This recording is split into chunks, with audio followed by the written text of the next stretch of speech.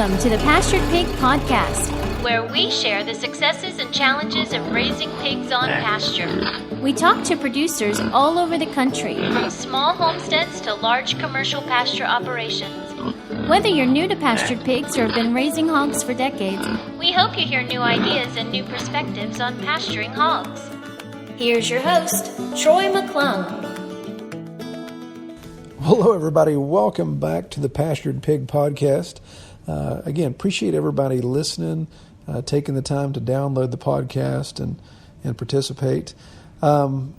You may have noticed that the release of this podcast episode has come a week early. I'm trying to be a little aggressive and do an episode once a week now. We'll see how that goes. The biggest issue I'm running into, of course, is just making sure I've got enough interviews. I don't want to spend podcast time just me talking into the abyss about myself or what we've going on. We may have one of those here or there, but I really want to talk to you all. So help me out on that.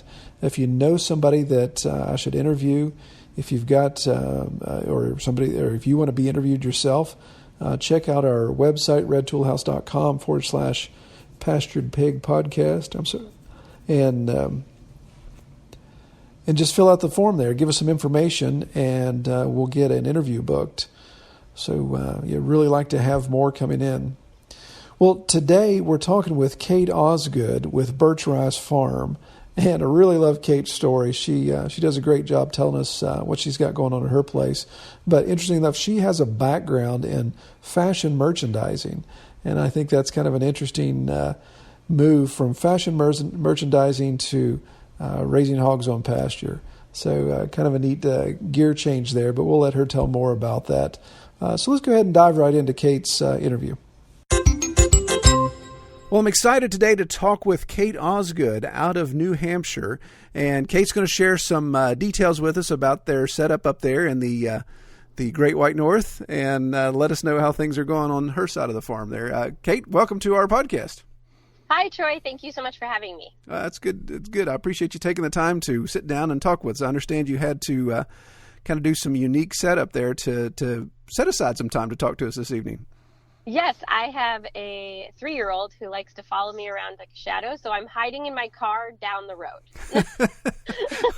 I appreciate that. That's really dedication to the podcast. I like it. So, of course. So he's just not walking around aimlessly in the house by himself looking for mom or anything, right?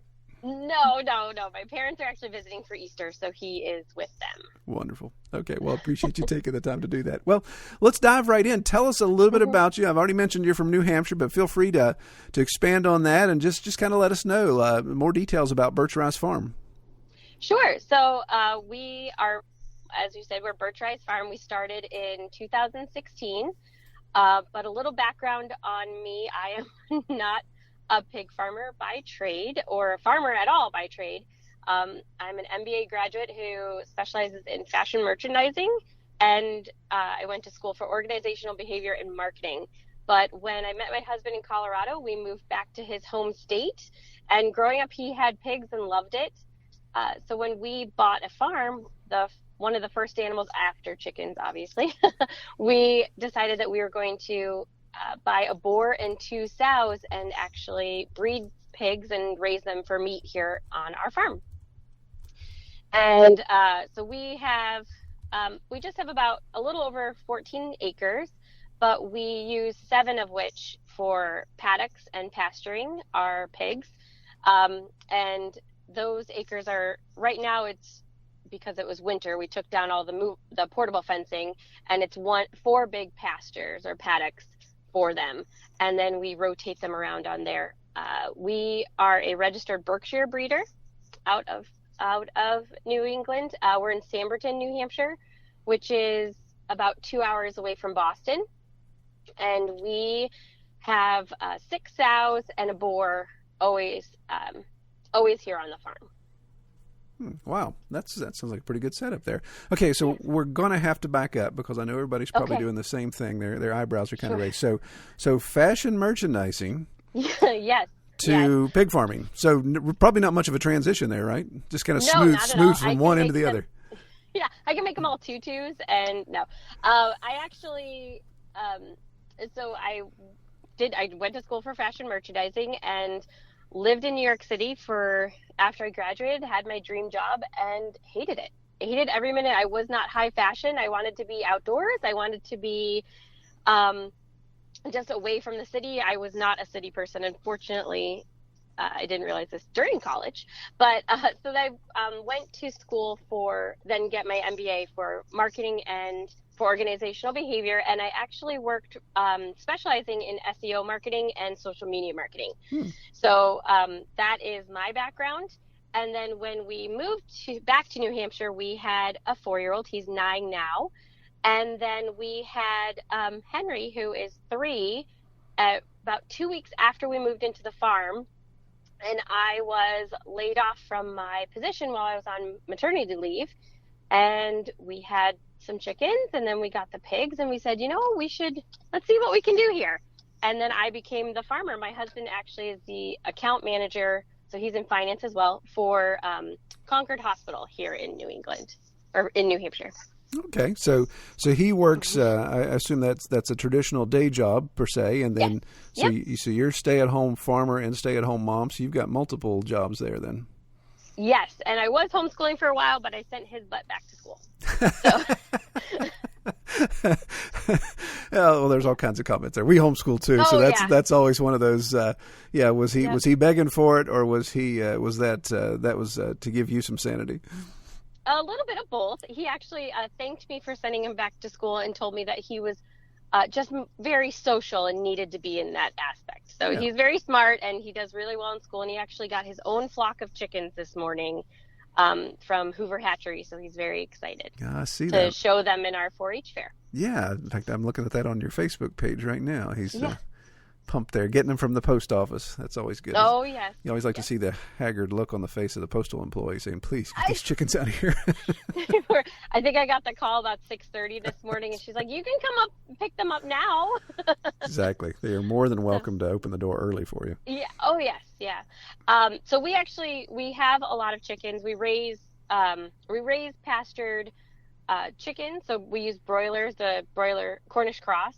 And then we do turkeys as well, and then the pigs. So we actually do all 3 here on the farm, and we raise them all on pasture. And we do about, I believe last year we did about 900 birds in total. Excellent. Mm-hmm. Yeah. Okay. So talking about your pigs, what breed are you all? You said you're registered Berkshire, so I assume you're all Berkshire on everything then. We actually have 5 registered Berkshire sows, and then we have 1 registered large black that we've heard that the cross is very good. We just got her in January, so we haven't seen any. She's due on May 12th, so we haven't seen any babies yet. But we've heard that the cross between the 2 is very good, so we wanted to kind of see what it was and test it out ourselves. We do. The reason we do Berkshire is because of the meat quality. Prior to owning a farm, we had bought quite a few half pig shares or full pig shares from farms in the area, as well as when we lived in Colorado. And by far, our favorite was always the Berkshire. We loved the marbling on it. When you get the butt steaks specifically from our butcher, they just look like a beef. They look like a red meat. So that is why we chose that breed. Yeah, I agree. There's definitely some good color and good texture in the Berkshire. Right. Yep. Yeah. Okay. Well, so we talked about. So you say right now you've got your pigs on about 7 acres of your 14.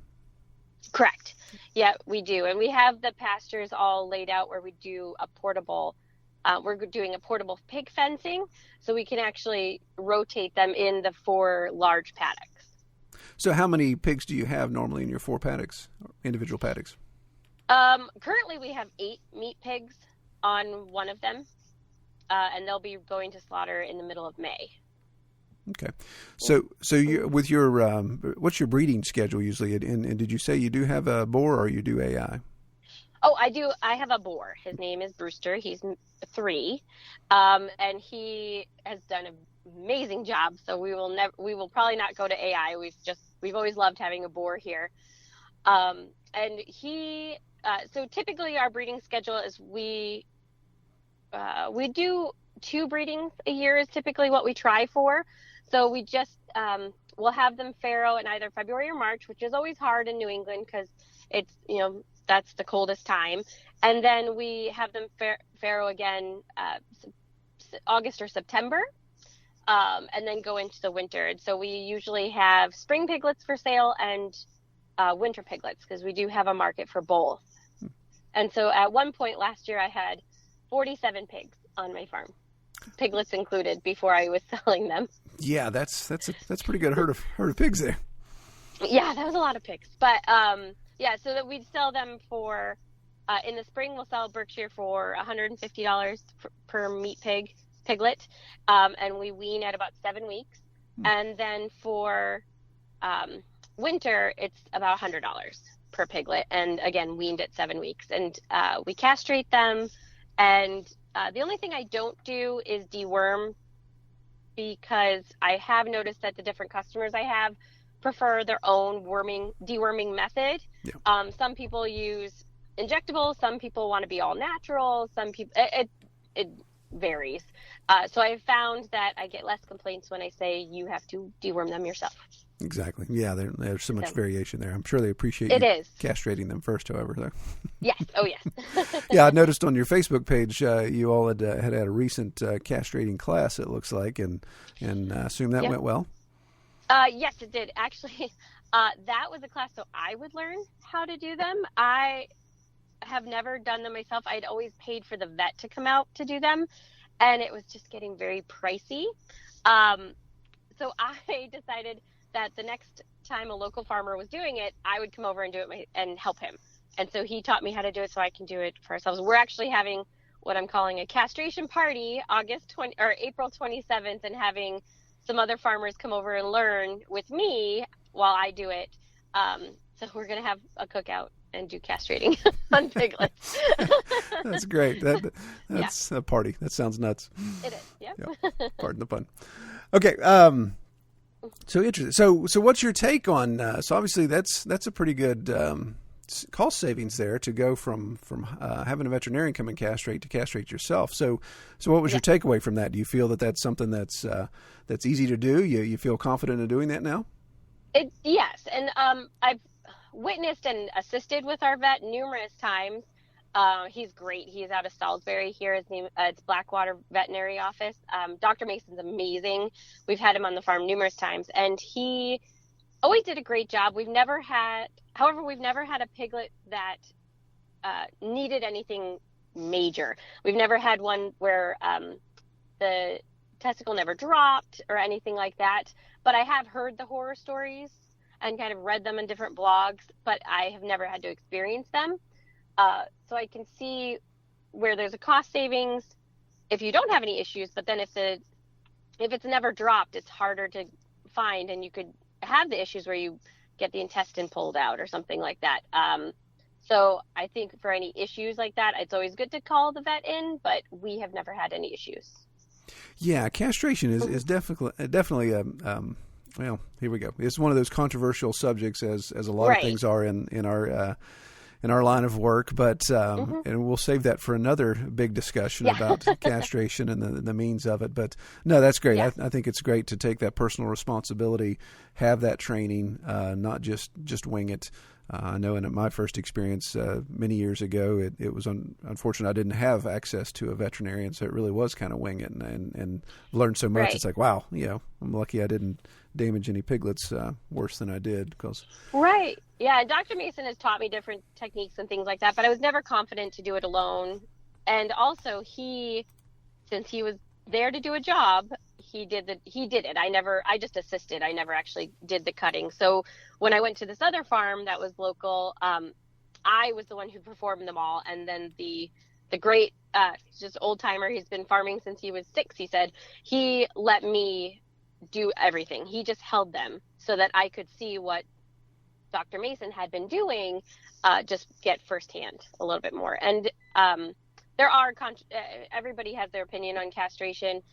I think the big thing is the boar taint and things like that. But we've had some piglets that, have just being novice, and they've escaped, and I've grown them and we've eaten them ourselves, and I've never tasted it, but I do know that some people are sensitive to it. So we always try to do the castration. Yeah. Boar taint is yet another controversial topic. That's for sure. Oh yes. Yeah. Yep. Yeah. That's a whole nother podcast. No doubt. Yeah. That could be a spirited debate if we got that fired up. Well, so let's back up for a second. You talked about at one time having 47 piglets on property. Yes. So it sounds like with the number of sows that you have breeding twice a year, you can have some pretty good litters thrown there at 2 times a year. How are you? Yeah. Are majority of your piglets that you have, are you selling those as growers for people? Are you raising so many out? What's your percentage balance there of what you raise out? Sure. So we typically keep 9 to 10 for ourselves to raise out, and then the remainder that we sell. Just because I don't want my paddocks to be to just be getting all that nutrients into it and nothing coming it back out. So for example, we're actually going to take a little hiatus and not breed until October, November, due to reseeding all the pastures, and we're going to change it up a little bit. So we do a little bit more silvopasturing with a portable fence and put them a little bit more into the woods so that I can reseed all those pastures, because 46 or 47 piglets on them last year was a little much. And the rotation was just not great. So being able to give the paddocks a little time to breathe and to get that regrowth and have more come out than is what going in, I think that'll be a really good thing.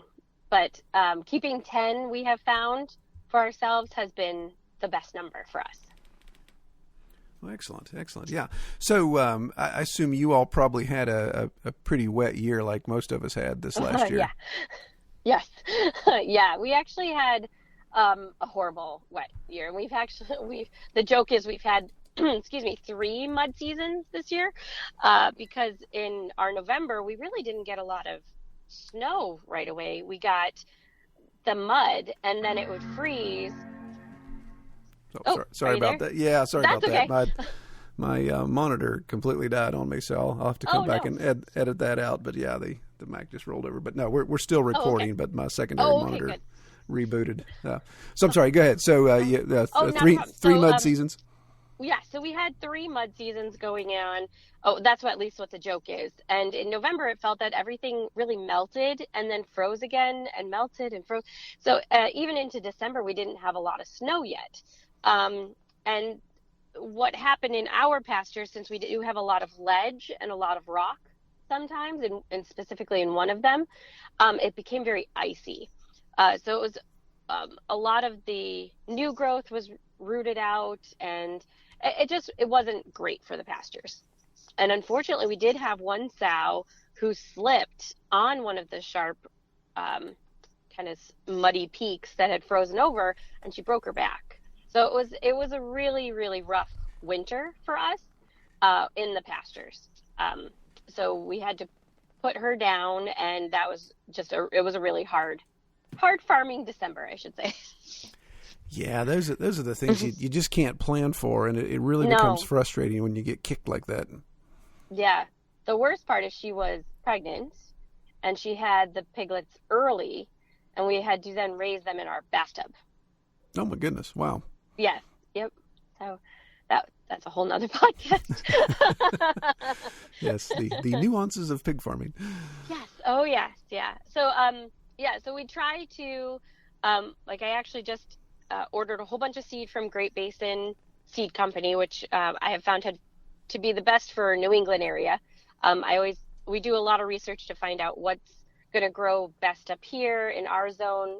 We're a 5-6. So we really want to see because our last frost, I think, is not even until the 21st of May. So it's very late that we can actually put seed in. So we need something that's fast growing that will be hardy enough throughout the winter to grow back next year. So we also added alfalfa and a white clover to it, as well as the grasses. Yeah, it sounds like a good mix. But I can definitely see that challenge as far north as you all are.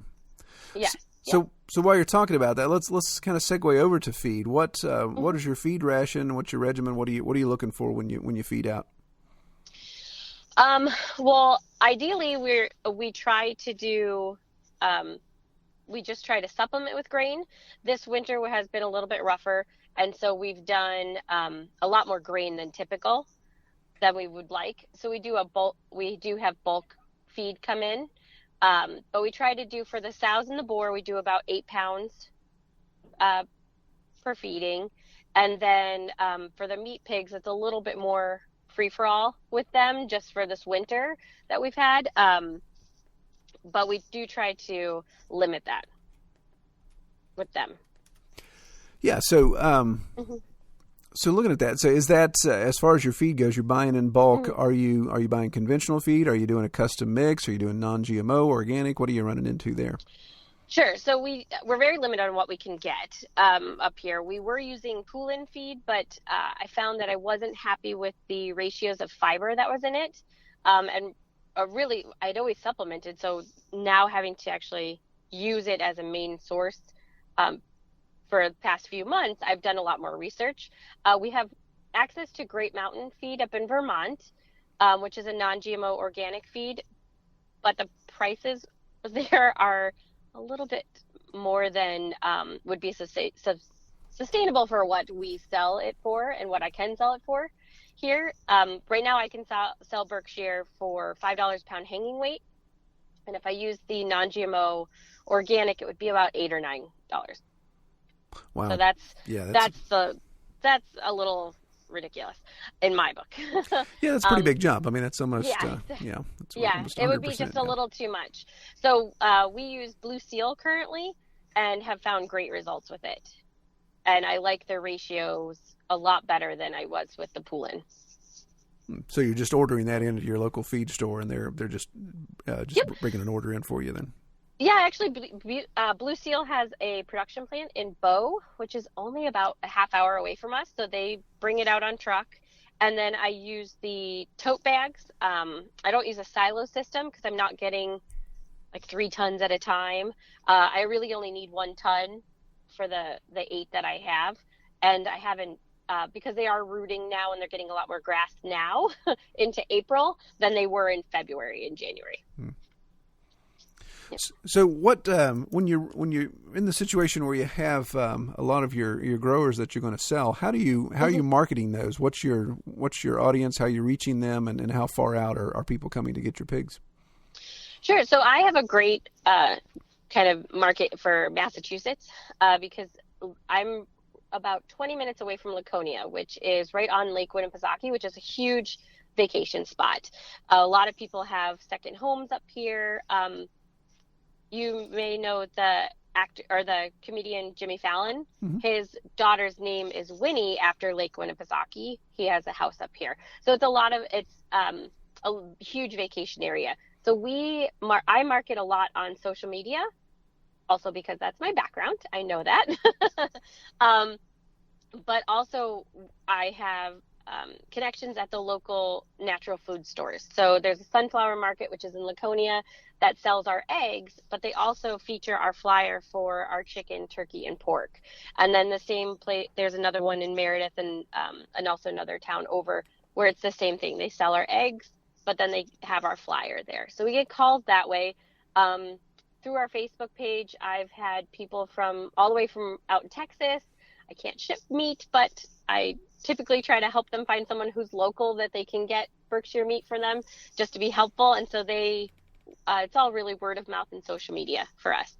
I just built a website for us, as well as we do a monthly newsletter that goes out, and people seem to forward that along too.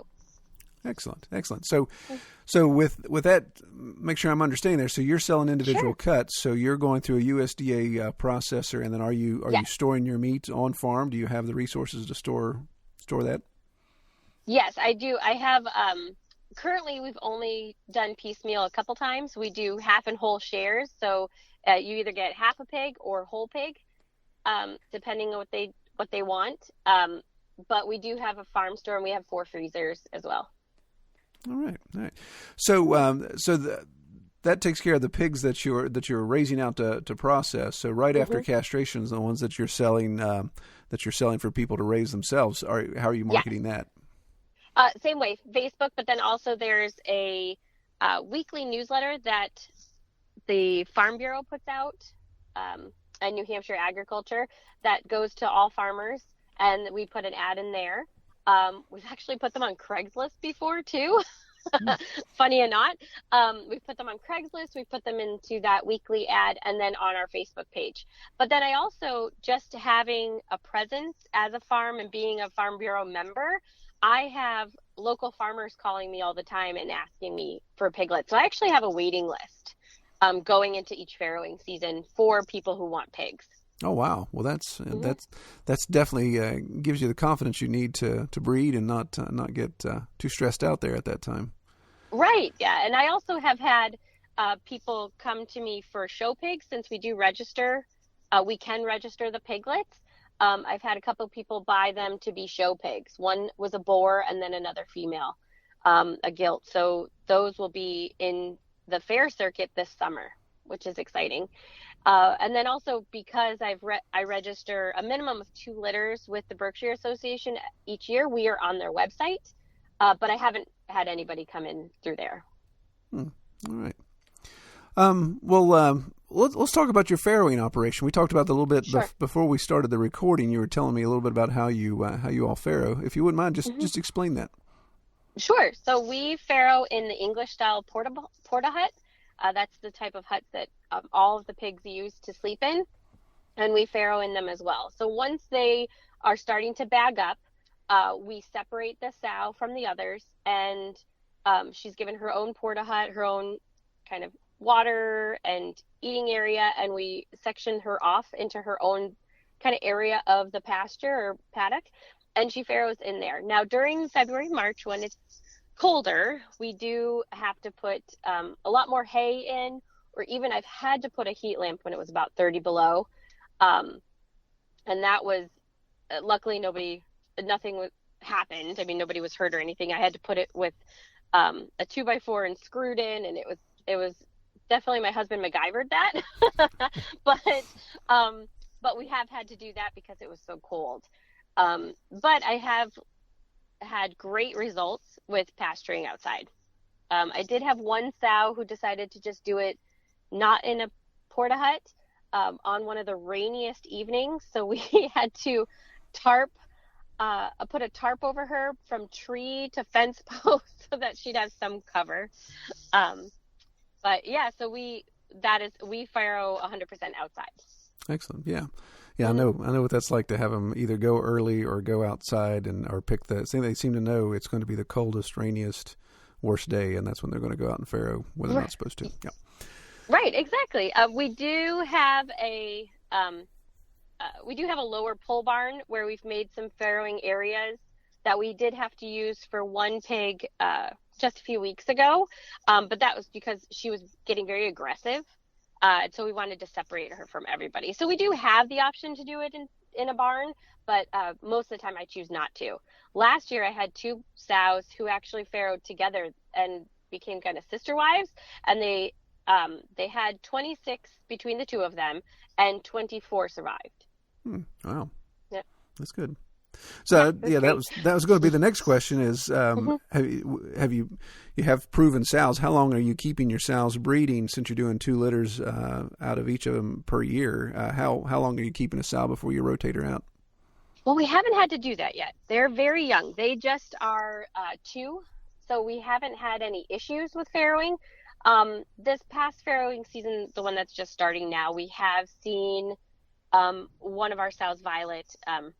She is looking a little bit more worse for wear, and her litter number was lower. So we're going to see what we can do this summer to give her one farrowing off and kind of fatten her up a little bit and see what she does. She was one of the sister wives that I joked about in September, and it seemed that all the piglets were feeding off of her. So she really didn't have a lot of the nutrients that I wanted her to have and the best hair look going into the winter.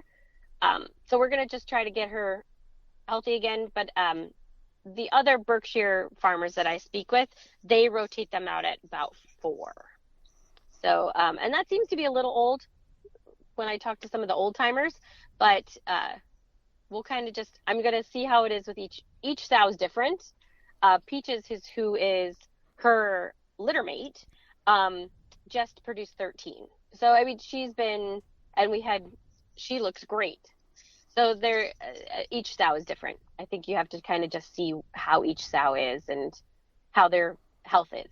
Yeah, absolutely. Yeah, I agree. I don't know that there's a magic number. I know some people may argue with that, but yeah, I think you just wait and see how it goes and see how. I mean, especially if they're proven sows, if they've got good instincts, right. they throw good litters, then yeah, you hate to stop a good thing there just because they reach a magical number.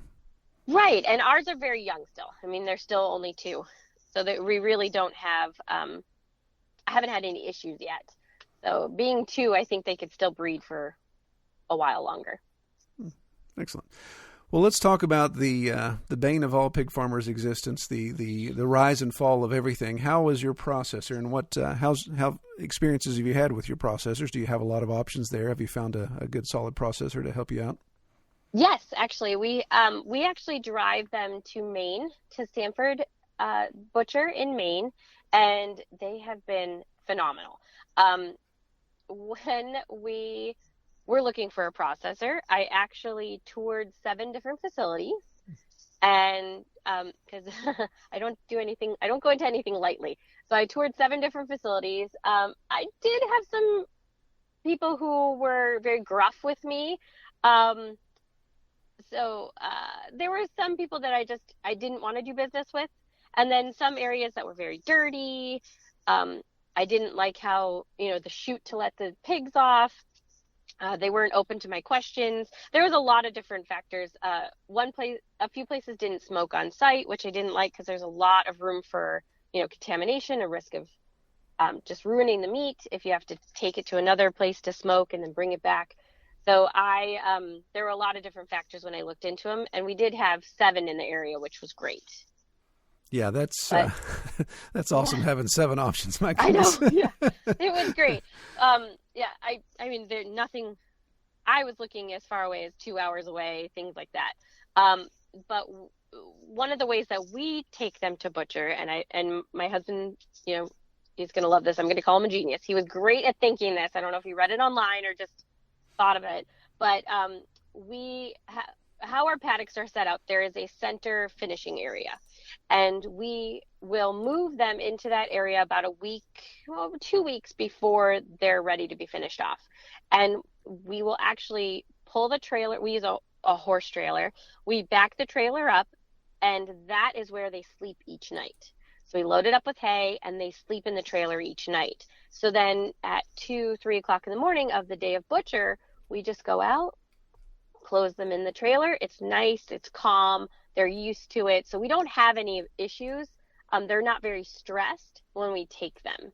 And then the butcher that we take them to, he's great. He actually brings them in, keeps them in the area, and doesn't butcher them until they're settled down in the next day. So that they get a little bit comfortable, and so they're not very nervous. Yeah, that's a great setup, and that's a perfect example of where infrastructure really helps you out there. Yes. I know I'm one of those guys where my transportation options, I have to borrow a trailer from a friend, so I don't have the luxury of being able to bring it in and do that. But man, that does make it nice just to tiptoe down and close the door, and you don't have to worry about loading day being as stressful as it could be. Right, and I definitely recommend having that finishing area, kind of working them through the pasture to that finishing area, so that it's just an easy transition each time you move them. Yeah, because you're right, because pigs can definitely become adapted to an area there, especially if that's where they feed and sleep and just think it's just any other day, and right. That makes things much easier. And, of course, as you mentioned, not having a stressed-out animal at the processor being dropped off really helps everybody, helps the processor, even affects the quality of the meat. Yep, I agree. And I do love having them being able to smoke on site, because for any bacon that gets cured or anything that's smoked, doing it on site, I don't have to go and transport it somewhere. There's such a risk and such a liability to do that. You could contaminate anything. I mean, I don't recommend that. So I wanted to find somebody who did it on site. Yeah, those are good parameters, and you find that processors, you'll find some that really don't want to play ball with you. You'll find some that it is a really good give and take relationship, and once you've established that relationship, then you can really get down to some details there and be able to work out any small issues. But yeah, I agree with you. There's some that grumble at you. There's some that don't want to give you a tour, don't want you looking behind anything.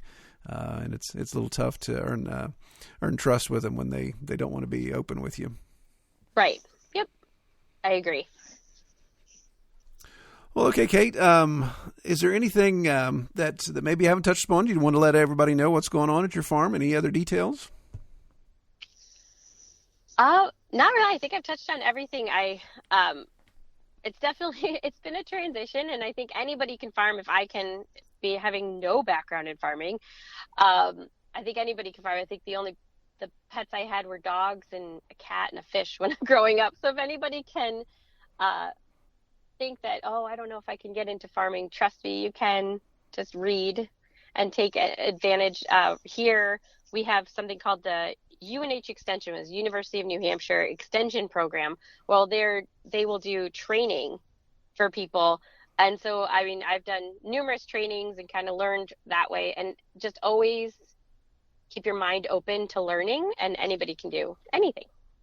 I agree. Yeah, I think especially with a pastured pig operation, there's always room for improvement. There's always things to learn. And I love the fact that a mix of the new and the old. So you're able to talk to some of these older farmers that can give you great advice, but then you can also, with technology, find out some of the new practices and what other people are doing across the country. It's great. Oh, I agree. Oh, one thing that you did mention prior to us being on the call was, and I think it was the other day when we spoke about fencing and doing if we use electric at all. Mm-hmm. We do actually. So the 7 acres that we have is permanent fencing. We put in wood post with permanent fencing around, mostly because we have a lot of black bears here, a lot of bears.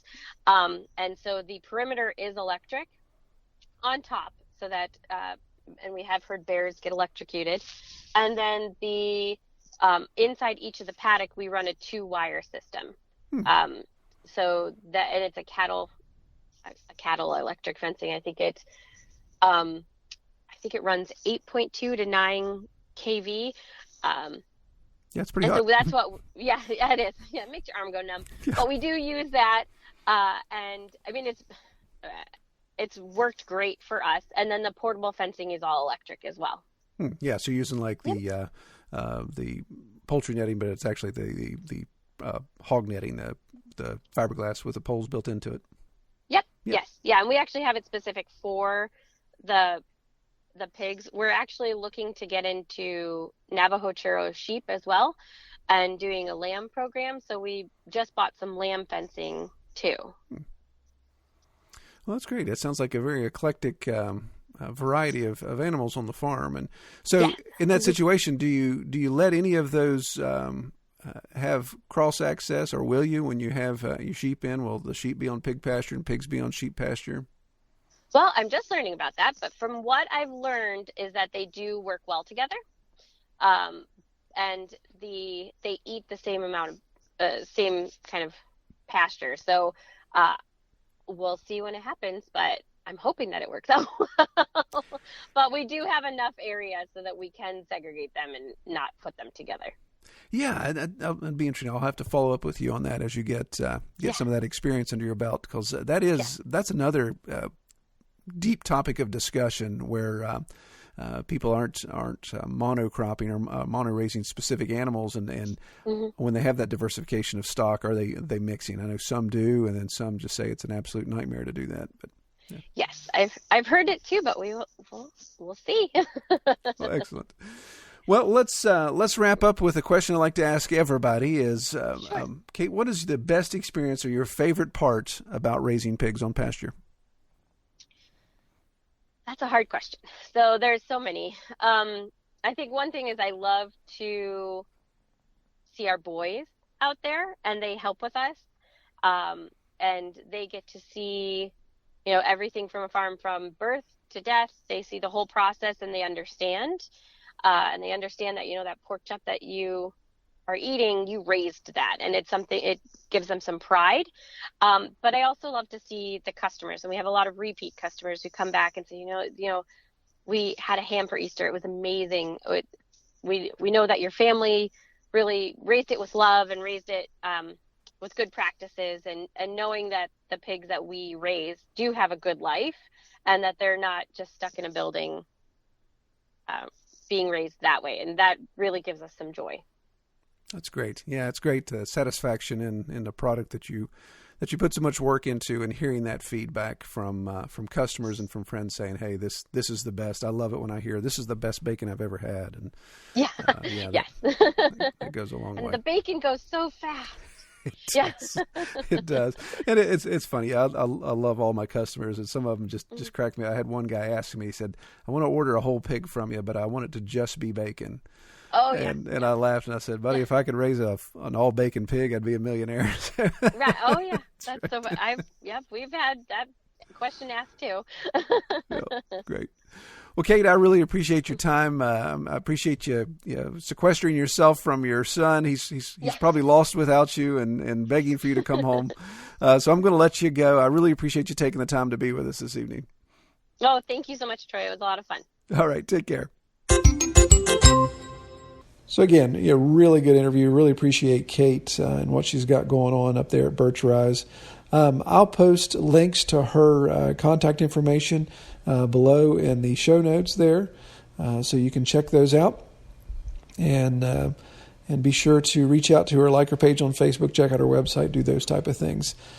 Again, if you have anyone that you would like to suggest as a topic or an interviewee for our podcast, use our form on our website, redtoolhouse.com, to submit that.